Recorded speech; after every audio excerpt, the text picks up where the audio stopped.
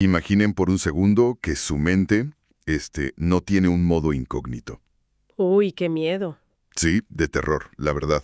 O sea, piensen en ese pensamiento rarísimo o ese juicio secreto y medio mezquino que acaban de tener sobre alguien en el tráfico hace 5 minutos. Ajá. Imagínense que ese pensamiento acaba de ser transmitido a una red invisible que nos conecta absolutamente a todos. Híjole, pues sí saca mucho de onda, la neta. Totalmente.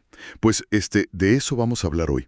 Vamos a explorar una idea que, por increíble que parezca la ciencia moderna, y los textos más místicos están empezando a compartir de una manera que te vuela la cabeza. Y es meterse en un terreno súper pantanoso, pero de verdad fascinante, porque esa idea desafía a la frontera más básica con la que operamos todos los días. Digamos, la ilusión de que el cráneo es una bóveda acorazada y que lo que sucede adentro, pues se queda adentro. Profunda. Qué gusto estar aquí.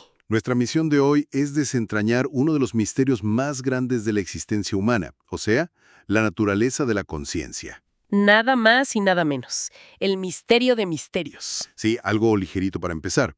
Pero a ver, la gran pregunta es, ¿está nuestra mente realmente atrapada dentro de nuestra cabeza o es algo mucho más expansivo? Y para explorar esto, vamos a usar un material buenísimo. Así es, vamos a sumergirnos en un análisis a partir del canal de YouTube Explorando un curso de milagros con Moz, específicamente de un extracto que se llama Mente o Cerebro, la verdad que cambia todo. Y creo que aquí es vital establecer las reglas del juego desde el principio sobre esta fuente, ¿no? A ver, dinos. Porque, aunque un curso de milagros tiene un origen indudablemente espiritual, las ideas que desmenuza este análisis chocan de frente, pero así de frente, con los debates más profundos, actuales y rigurosos de la filosofía de la mente y la neurociencia. Claro, no es solo fe. Exacto. No vamos a hablar de dogmas ciegos hoy. O sea, estamos hablando de debatir la estructura misma de la realidad material. Ok, pues vamos a desempacar esto, porque para entrarle a este debate, la fuente nos avienta una afirmación verdaderamente radical desde el minuto 1. Sí, no se andan con rodeos. Para nada. Se centra en el análisis de lo que el texto original llama la lección 19. Y hay una frase central que es imposible ignorar. Dice así literal: no soy el único que experimenta los efectos de mis pensamientos. Wow, es una declaración pesadísima. Está cañón. Está muy cañón. Lo que plantea es que las mentes están literalmente unidas en todo momento, y pues la consecuencia lógica, cruda y directa de esto es que sencillamente no existen los pensamientos privados. A ver. Es que eso es una locura si lo piensas desde nuestra experiencia cotidiana. Claro. Como decíamos al principio, es aterrador. Si no existe el modo incógnito, imagínate la cantidad de pensamientos rarísimos, absurdos o de plano oscuros que tenemos, no sé, mientras nos bañamos. O lavando los platos. Exacto, lavando los platos. Creemos que podemos abrir esa pestaña oscura mental, juzgar, tener un miedo irracional, planear venganzas imaginarias en la regadera, todo eso. Y juramos que no pasa nada. Ándale, mientras no lo digamos en voz alta, no pasó. Pero esta filosofía nos dice que ese botón de privacidad es un mito, un completo mito. Y lo fascinante aquí es cómo esta misma filosofía anticipa esa reacción de terror que acabas de describir. O sea, ya sabían que nos iba a asustar. Totalmente. El texto advierte que habrá una resistencia inicial gigantesca. Me imagino. Y tiene todo el sentido del mundo.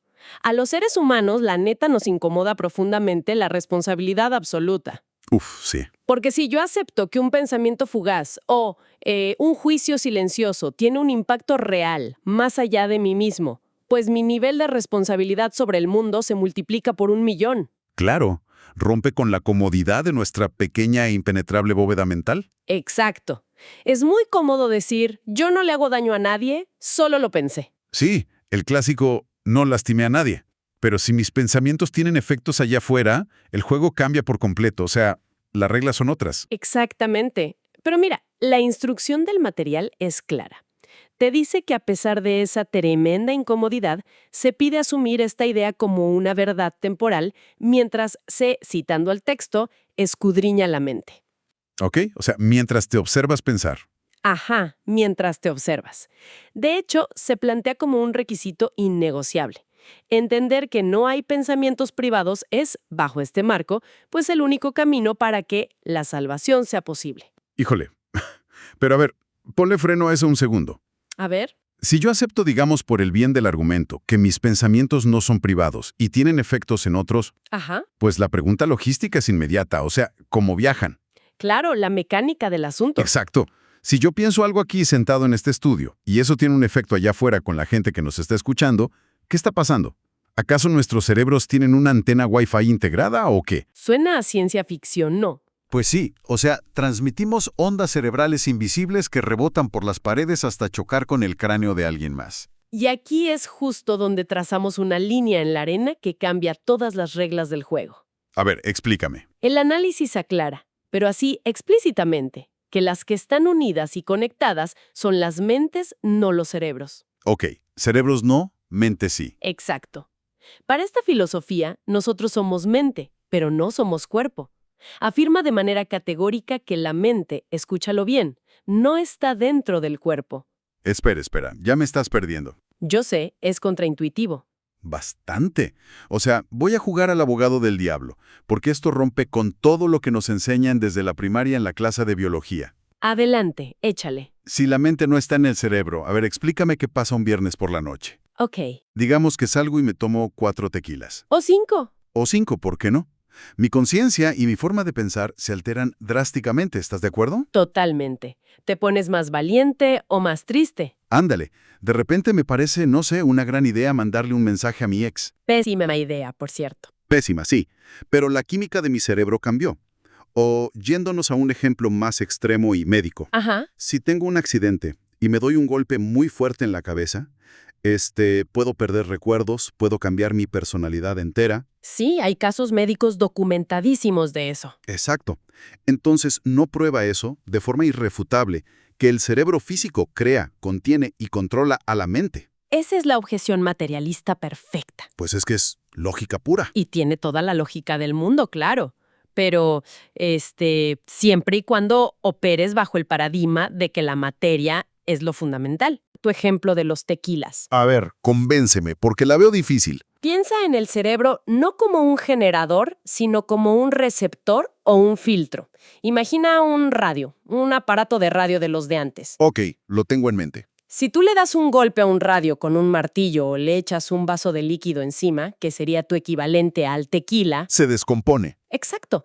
La música que sale por las bocinas se va a distorsionar, se va a escuchar terrible con estática o de plano se va a apagar por completo. Claro, el radio se descompuso físicamente. Así es, pero el hecho de que la música se distorsione no significa que el aparato de radio sea el que estaba componiendo o generando la señal original de la estación. Ah, wow, ok, la señal viene de otro lado. Exacto, la señal de radio sigue existiendo en el aire, perfecta e inalterada. Lo que pasa es que el instrumento físico que la sintoniza y la manifiesta en esta habitación, pues está dañado. O sea, mi cerebro, ahogado en tequila, es un radio descompuesto que no sintoniza bien la mente. Literalmente. Lo que propone este enfoque es que la materia no genera la mente. Al contrario, la mente es la señal fundamental y el cerebro es solo el aparato receptor ilusorio que proyectamos para, digamos, experimentar este mundo físico. Oye, wow, ok, si seguimos esa lógica, entonces la analogía no es que nuestro cerebro sea una computadora conectada a un módem. No, se queda cortísima esa analogía. Es mucho más extremo. Es como si el cuerpo entero fuera solo la imagen proyectada en una pantalla de cine. ¿Eso es? O sea, ¿me estás diciendo que el cuerpo está dentro de la mente y no al revés? Esa es la interpretación precisa. El cuerpo, las neuronas, el efecto químico del tequila, tu dolor de cabeza del día siguiente, todo eso sería parte de la película proyectada en la pantalla. Órale. La mente verdadera, que sería el proyector, opera fuera de esa pantalla espacial, y por eso la transmisión de pensamientos de la que hablábamos no necesita viajar físicamente de un cráneo a otro cráneo. Porque no hay distancia. Exacto, porque en realidad, a nivel fundamental, no hay distancias físicas que cruzar. Todo está ocurriendo allá atrás, en la sala del proyector. ¡Wow! Ahora, para la gente que nos está escuchando, a lo mejor atorados en el tráfico ahora mismo. Seguro dicen, ya los perdimos. Sí, seguro están pensando que esto suena a pura ciencia ficción o, no sé, a misticismo barato de los años 70. Totalmente. Y yo también lo pensé cuando leí el guión por primera vez. Es muy fácil decir, bueno, esto es pensamiento mágico sin bases, vamos a hablar de otra cosa. Sería la reacción instintiva desde un marco puramente materialista, sin duda alguna. Pero aquí es donde se pone muy interesante, la verdad. Porque esta inmersión nos revela que esto no es solo una teoría esotérica que se quedó flotando por ahí en el aire. Para nada. El análisis ancla este concepto en debates académicos contemporáneos súper serios y muy rigurosos. Así es. De hecho, nos recuerda en el video que esta es una idea vieja que lleva varios siglos, no días, siglos, debatiéndose en lo que se conoce en la academia como la filosofía de la mente. Y el material hace una mención específica que me dejó helado, te lo juro. La de Kastrup. De esa mera. Menciona a un filósofo contemporáneo llamado Bernardo Kastrup.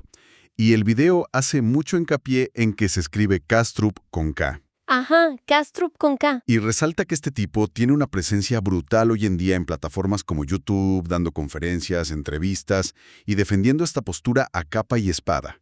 O sea, a ver, estamos hablando de un académico de hoy respaldando lo que dice un texto espiritual. Totalmente. Y ojo, no es cualquier académico. O sea, Bernardo Kastrup es un científico informático y filósofo que trabajó, agárrate, en lugares como el CERN. La Organización Europea para la Investigación Nuclear, donde está el colisionador de hadrones. Ese mero. Es decir, es un hombre de ciencia dura, durísima. Kastrup es hoy uno de los mayores exponentes de una corriente que se llama idealismo analítico. ¿Idealismo analítico? Ok. Sí, y él argumenta, usando lógica pura y evidencia científica, exactamente lo mismo que plantea un curso de milagros. No inventes. En serio. Él dice que la conciencia es la base fundamental de toda la realidad y que el universo físico que tocamos, olemos y vemos es solo la apariencia externa de procesos mentales subyacentes. Pero a ver, mi mente materialista sigue peleando un poco. Es normal, dale. ¿Por qué la ciencia dura necesitaría voltear a ver estas teorías tan raras? O sea, ¿qué es lo que el materialismo tradicional no puede explicar con sus microscopios y escáneres? Pues mira, resulta que la ciencia tradicional está atorada contra la pared con un obstáculo gigantesco que en filosofía se conoce como el problema duro de la conciencia. Ok, el problema duro. A ver, explícame eso como si tuviera 5 años, porque el nombre suena complicadísimo. Exacto. Puede mapear exactamente qué neuronas se encienden cuando, digamos, te comes un pedazo de chocolate. Ajá. Puede medir las señales eléctricas que van de tus papilas gustativas en la lengua a tu cerebro, todo el caminito. Los foquitos prendiéndose. Exacto, los foquitos. Todo ese mapa mecánico es el problema fácil, por así decirlo. Ah, ok. ¿Y cuál es el duro? El problema duro es responder a la pregunta ¿por qué todo ese proceso físico, biológico y eléctrico de los foquitos viene acompañado de la experiencia subjetiva de saborear el chocolate? Wow. Ok. O sea, ¿cómo es que materia gris, que al final es carne inerte y húmeda, de repente produce la sensación de asombro ante un atardecer, o el dolor profundo del desamor, o simplemente la percepción de ver el color rojo? O sea, sabemos cuáles focos se prenden, pero no tenemos idea de dónde sale la luz o quién está viendo esa luz. Qué buena forma de ponerlo, exactamente. No hay ninguna ecuación física, matemática o química que explique el salto mágico de cómo la materia crea la experiencia interna y subjetiva de existir. Está cañón. Por eso figuras como Kastrup dicen, a ver, quizá estamos leyendo el mapa al revés. O sea, la conciencia primero. Exacto. Quizá la conciencia no es un accidente biológico que surge de la materia evolucionada. Quizá la conciencia es lo único que realmente existe y la materia es solo cómo se ve la conciencia cuando la observamos desde ciertas perspectivas. ¡Qué fuerte! Kastrup usa una analogía preciosa. Dice que somos como un remolino en un río. A ver, un remolino. Sí, el remolino parece un objeto independiente, ¿no? Tiene forma, bordes, lo puedes señalar y decir, ahí hay un remolino. Claro, hasta le puedes poner nombre. Exacto. Así nos vemos a nosotros mismos, como mentes individuales y separadas metidas en nuestros cuerpos. Pero si te acercas, el remolino no es más que el agua misma del río en movimiento. No hay separación real, es la misma agua. Es solo el río actuando. Y eso nos regresa de golpe a la frase inicial del episodio. Bueno, del análisis. No soy el único que experimenta los efectos de mis pensamientos. Exactamente.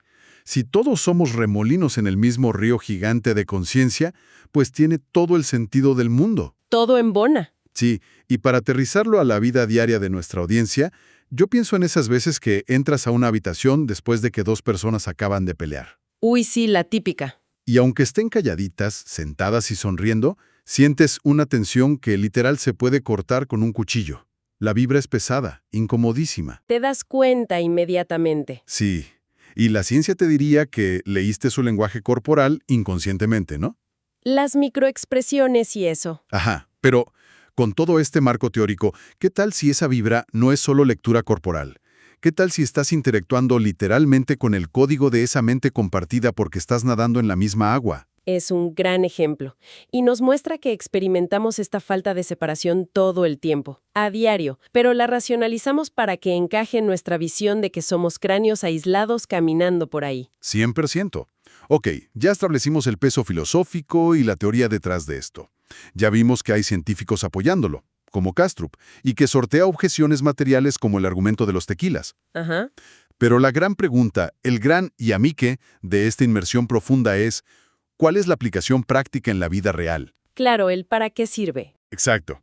Según este marco que analiza el video, ¿para qué nos sirve saber que nuestra mente genera el mundo y que operamos en esta red gigante? Pues mira, esa es la culminación de todo el análisis que hace el canal de Mosset. La fuente nos lleva a entender cómo funciona la mecánica real de esta red mental comunitaria. Y el punto clave, el más importante, es dejar de imaginarlo como si estuviéramos pasándonos información física de un lugar a otro. A ver, entonces, ¿cómo es la mecánica? Siguiendo con las analogías tecnológicas que hemos estado usando, o sea, no es como si yo estuviera escribiendo un correo electrónico en la bandeja de entrada de mi cerebro y dándole enviar a tu bandeja de entrada. No, porque eso implicaría que hay un espacio físico entre los dos. Claro, implicaría separación. Exactamente. No hay correos, ni cables, ni bandejas separadas. Ok, entonces es más bien, digamos, como si todos, tú, yo y todos los que nos escuchan, fuéramos cursores diferentes escribiendo simultáneamente en un mismo documento gigante de Google Docs. Me encanta esa analogía. Es buenísima. ¿Se aplica? Aplica perfecto. Porque si lo piensas, en un Google Docs, si tú borras una palabra o escribes algo nuevo, el cambio aparece instantáneamente en mi pantalla. Sin retraso. Sin retraso, porque es el mismo archivo, el mismo documento para todos. ¡Wow! Y fíjate, ilustra perfectamente la inmediatez y la unidad de este proceso. Todos estamos operando sobre el mismo código fuente. Y aquí está el truco. La verdadera utilidad de todo el sistema de pensamiento de un curso de milagros. A ver, dinos. La fuente explica que dentro de esta inmensamente compartida de Google Docs, también existen lo que llama los pensamientos de Dios. Y por contexto, para no perder a nadie, asumimos que no se refiere a un señor con barba sentado en las nubes, ¿verdad? No, para nada. Olvídense de esa imagen. Ok. Sino a pensamientos que representan la unidad absoluta, la paz, la verdad, digamos, en contraposición al miedo, la culpa o la idea de estar separados. Precisamente. Son pensamientos de conexión real, de amor puro, si quieres llamarlo así. Y la mecánica del milagro opera de la siguiente manera. A ver si me sigues. No, te sigo, te sigo. Cuando tú, como individuo aparente, tomas la decisión consciente de sintonizar uno de esos pensamientos de Dios, no lo estás pensando en tu rincón privado, escondidito, porque ya dijimos que ese rincón no existe. Claro, al hacerlo en el documento de Google. Al hacerlo en el documento compartido, estás limpiando el código para todos. No inventes. Literalmente, ayudas a que esa misma mente comunitaria elija esos pensamientos de paz para absolutamente todos los demás usuarios de la red. O sea, estoy haciendo el equivalente a encontrar un bug, un virus o un error en el software basado en el miedo. Y lo estoy corrigiendo. Exacto. Y al corregirlo en tu terminal, el software funciona mejor y más fluido para todos los que están conectados a la red. Me explota la cabeza, te lo juro. O sea, si yo edito el documento hoy en la tarde con un pensamiento genuino, de paz o de perdón, frente a una situación de conflicto en mi oficina, Ajá, estoy literalmente facilitándole el trabajo al resto de la humanidad. tal cual. Les haces más accesible la lectura de ese mismo pensamiento pacífico, porque el documento colectivo ahora está un poquito más limpio, más depurado. Órale. Totalmente. Por eso el análisis del video concluye con una definición muy específica y súper poderosa de lo que es el milagro en este marco filosófico. ¿Y cómo lo define? Lo resume en la interacción de 3 elementos: mente, mente y mente. ¡Wow! Cero materia involucrada. 0 materia, nada físico. No se requiere una intervención física en el mundo, ni mover objetos de un lado a otro. Todo ocurre en el nivel fundamental, en la raíz del río que decíamos, en la mente compartida. Híjole, pero esto le da la vuelta por completo a lo que nos enseñan sobre cómo ayudar al mundo. O sea, toda la vida nos dicen que para hacer un cambio real tenemos que usar el cuerpo. Salir a la calle. Sí, tenemos que construir cosas de ladrillo, ir a protestar físicamente, mover recursos materiales, donar cosas, gritar más fuerte. Poder.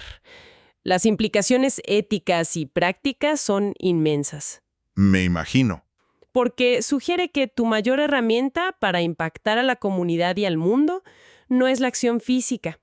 Recuerda que según el idealismo de Castrop y la filosofía del curso, el mundo físico es solo el efecto, la pantalla de cine. Claro, lo que ya se proyectó. Exacto. Tratar de arreglar el mundo moviendo materia, digamos, peleando con la materia, es como intentar cambiar el final trágico de una película rasguñando la pantalla del cine en el centro comercial. No sirve de nada, nada más rompes la lona. Tienes que ir a la cabina de proyección. Tienes que ir a la mente. La herramienta más poderosa y transformadora que tienes es la elección puramente mental. Elegir ciertos pensamientos sobre otros es lo que verdaderamente eleva a la comunidad entera, porque al final del día, ahí es donde se está originando la realidad que todos compartimos. La neta es una responsabilidad abrumadora. O sea, no hay lugar para esconderse en el victimismo de pobrecito de mí, yo no puedo hacer nada desde mi casa, no tengo dinero o poder político. No, se te acaba esa excusa. Pero al mismo tiempo viéndolo por el lado amable, es increíblemente empoderador.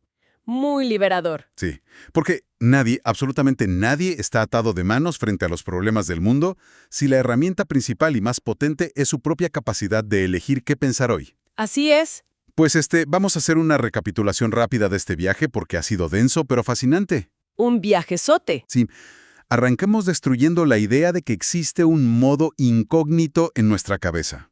O sea, la premisa cruda de que no hay pensamientos privados y de que todo afecta el tejido colectivo de inmediato. Ajá. De ahí tuvimos que enfrentarnos al argumento materialista de los tequilas y el daño cerebral.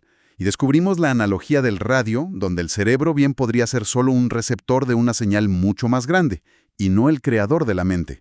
Y pasamos por el famosísimo problema duro de la conciencia, viendo cómo estas ideas no son solo voladas espirituales, sino que resuenan profundamente en la filosofía contemporánea y en la ciencia moderna.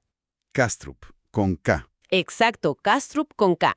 Figuras académicas que defienden con rigor científico la misma visión, que el materialismo se queda corto y que la conciencia comunitaria es la verdadera base de la realidad. Para finalmente aterrizar en la mecánica práctica, o sea, en nuestro Google Docs cósmico, la idea de que al limpiar nuestro propio código interno, al elegir pensamientos de unidad o de perdón, estamos ejecutando un milagro colectivo que facilita la paz para todos en la misma red. Es un cambio de paradigma bestial, de verdad, sobre qué somos y cómo interactuamos con la realidad. Y bueno, para ir cerrando este análisis, ¿qué le podemos dejar a nuestra audiencia? Pues a mí me gustaría dejar a quienes nos escuchan con una provocación. Algo para masticar durante el resto del día o mientras van manejando. A ver. Si es verdad que compartimos una única mente comunitaria y que la barrera física de tu cráneo es solo un espejismo, Ajá. creo que vale la pena observarnos con muchísima más curiosidad. La próxima vez que estén manejando o lavando los platos y de la nada experimenten una ráfaga de inspiración, una idea brillante o, por el contrario, una ola de ansiedad súper pesada que no saben ni de dónde salió. ¿De esas que te pegan de repente? Sí, que dices, ¿y esto qué? Pues deténganse un segundo y pregúntense, ¿es esto realmente mío? ¿O simplemente estoy sintonizando en este momento el eco de alguien más que acaba de escribir en la inmensa red de nuestra mente compartida? ¡Wow! Esa es una pregunta para quedarse mirando el techo un buen rato esta noche. Muchísimas gracias a quienes nos escuchan por acompañarnos a meter las manos en este terreno conceptual tan profundo y desenterrar todas estas ideas con nosotros. Gracias por la compañía. Sigan cuestionando sus pantallas de proyección y sintonizando mejores frecuencias en el radio. Hasta la próxima.